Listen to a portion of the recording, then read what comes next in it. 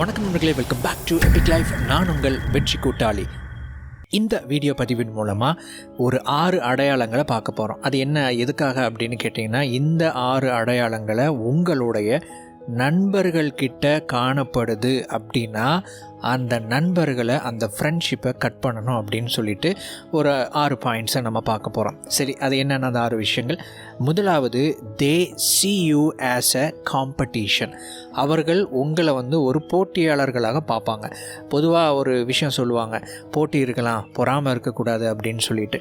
இந்த போட்டி அப்படிங்கிறது ஆரோக்கியமான போட்டியாக இருந்துச்சு அப்படின்னா ஓகே.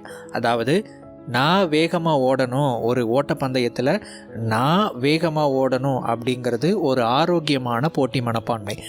நான் ஓடும்போது என்னை சுற்றி என் கூட ஓடுறாங்க பார்த்தீங்களா, அவங்கள பின்னுக்கு தள்ளணும் அப்படிங்கிறது ஆரோக்கியம் இல்லாத ஒரு மோசமான குணம் கொண்ட ஒரு போட்டி மனப்பான்மை. இந்த வகையான போட்டி மனப்பான்மை இருக்கக்கூடாது.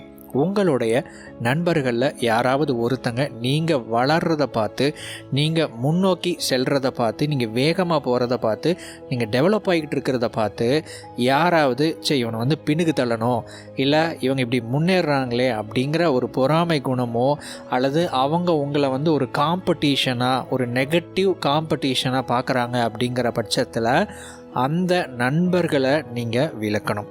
2வது அடையாளம், they aren't there for you. அவங்க உங்களுக்காக எப்போவுமே வரல, அல்லது அடிக்கடி முக்கியமான நேரத்தில் அவங்க உங்களுக்கு உதவிக்கு வரல அப்படின்னா அவங்க ஒரு நல்ல நண்பர்கள் கிடையாது. பொதுவாக சரியான ஒரு நண்பனை ஆபத்தில் நம்ம கண்டுபிடிக்கலாம் அப்படின்னு சொல்லுவாங்க. ஆபத்தில் உதவுவோம் தான் சரியான நண்பன் அப்படின்னு பழமொழிகள் இருக்குது இல்லைங்களா? அதே தான் இதுவும். ஆனால் சில நேரத்தில் அவங்க என்ன பண்ணுவாங்கன்னா, அவங்களுடைய தேவைக்கு உங்களை டிமாண்ட் பண்ணுவாங்க. நீங்கள் உதவி பண்ணணும், நீங்கள் நிற்கணும், நீங்கள் அவங்களுக்கு ஏதாவது உதவிகள் செய்யணும், சில விஷயங்களை செய்யணும் அப்படின்னு எதிர்பார்ப்பாங்க. ஆனால் உங்களுக்கு அப்படின்னு வரும்போது அவங்க செய்வதற்கு முன் வர மாட்டாங்க. அவங்க அந்த விஷயத்தை அலட்சியப்படுத்துவாங்க. ஸோ அப்படி அலட்சியப்படுத்துகிறாங்க அப்படின்னாவே இவங்க சரியான நண்பர்கள் இல்லை அப்படிங்கிறத நீங்கள் புரிஞ்சுக்கணும். 3வது அடையாளம், they talk about you behind your back.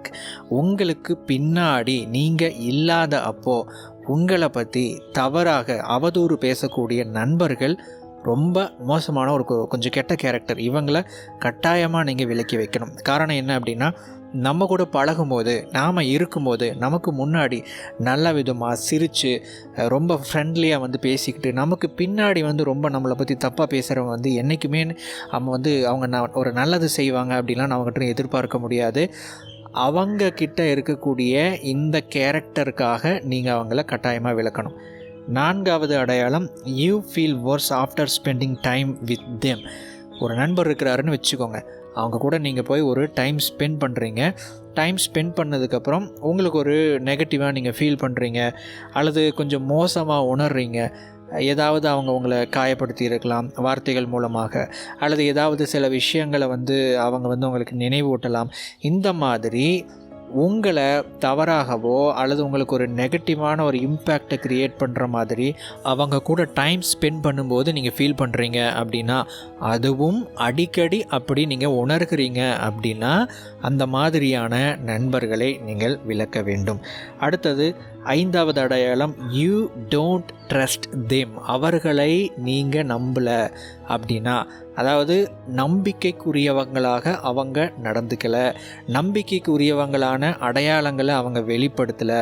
அதாவது நம்பிக்கைக்குரிய அடையாளங்களை அவங்க வெளிப்படுத்தலை அப்படின்னாவே நம்ப தகுந்தவங்க அல்ல அப்படிங்கிற ஒரு அர்த்தம் இருக்குது. இன்னொரு அர்த்தம் இருக்குது, நம்பிக்கையை உடைக்கிற மாதிரி, நம்பிக்கையை கெடுக்கிற மாதிரியான சில விஷயங்கள் அவங்க செஞ்சுருக்கும்போது நம்ம இவங்கக்கிட்ட இந்த பொறுப்பை ஒப்படைக்கலாமா, இந்த விஷயத்தை அவங்கக்கிட்ட கேட்கலாமா அப்படிங்கும்போது ஒரு சின்னதாக ஒரு டவுட் வரும். இவங்க அன்றைக்கி இப்படி பண்ணிக்கிறாங்களே, இப்போ இப்படி பண்ணால் எப்படி சரியாக வருமா, சரியாக வராதா, ஒத்து வருமா வராதா அப்படின்னு ஒரு டவுட் வருது அப்படின்னாவே அந்த ஃப்ரெண்ட்ஷிப்பில் அது ஒரு சரியான ஆரோக்கியமான உறவு இல்லை அப்படின்னு அர்த்தம். அடுத்தது 6வது அடையாளம், they want you to change. அவங்க நீங்கள் மாறணும் அப்படின்னு நினைப்பாங்க. அதாவது நம்ம ஃப்ரெண்ட்ஷிப் அப்படின்னாவே வேறு வேறு விதமான கேரக்டர் குணங்கள் கொண்டவங்க ஒன்றா ஏதோ ஒரு காரணத்துக்காக, அந்த காரணம் என்னன்னு யாருக்குமே தெரியாது, ஆனால் ஏதோ ஒரு விஷயத்துக்காக ஒன்றா இணைகிறதான் ஃப்ரெண்ட்ஷிப்.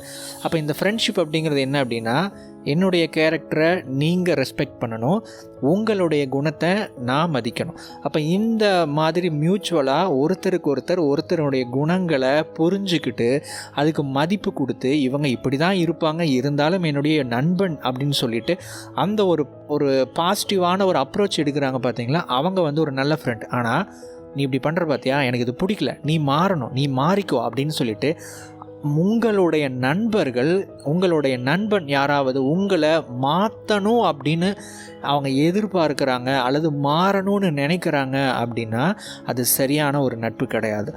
நண்பர்களே, இந்த 6 அடையாளங்களில் அதிகமான அடையாளங்கள் உங்களுடைய நண்பர்கள்கிட்ட யாராவது கிட்ட காணப்படுது அப்படின்னா அந்த நண்பர்களை தவிர்ப்பது நல்லது. காரணம் என்ன அப்படின்னா, நமக்கு ஆயிரக்கணக்கான நண்பர்கள் இருந்தாலும் ஒரு நல்ல நண்பன் அப்படின்னு சொல்கிறவங்க தான் நிச்சயமாக நம்முடைய வாழ்க்கைக்கு நல்ல ஒரு வளம் சேர்க்கக்கூடிய ஒரு பாசிட்டிவ் வைப்ஸை ஆட் பண்ணக்கூடிய ஒரு நண்பர்களாக இருக்க முடியும். அப்படி இல்லாதவங்க நமக்கு எப்போவுமே ஒரு நெகட்டிவ் இம்பேக்டை க்ரியேட் பண்ணிக்கிட்டே இருப்பாங்க. நண்பனில் ஏது நல்ல நண்பன் கெட்ட நண்பன் அப்படின்னாவே நல்லவன் தான் அப்படின்னு ஒரு டயலாக்லாம் நீங்கள் கேள்விப்பட்டிருப்பீங்க. இது படத்துக்கு வேணால் சூட் ஆகும். பட் ரியல் லைஃப்பில் நம்ம இந்த மாதிரி நெகட்டிவ் இம்பேக்டை க்ரியேட் பண்ணுறவங்க கூட இருக்கும்போது நம்முடைய வளர்ச்சி பாதிக்கப்படும். அது மட்டும் இல்லாமல் அவங்களுக்கு எந்த பிரயோஜனமும் கிடையாது, நமக்கும் எந்த பிரயோஜனமும் கிடையாது.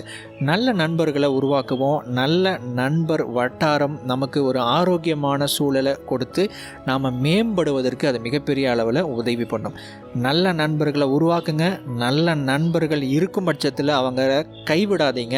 என்றைக்கும் அவங்க எப்படி உங்களுக்கு சப்போர்ட்டாக இருக்கணும்னு நினைக்கிறீங்களோ அதே மாதிரி நீங்கள் அவங்களுக்கு சப்போர்ட்டாக இருங்க.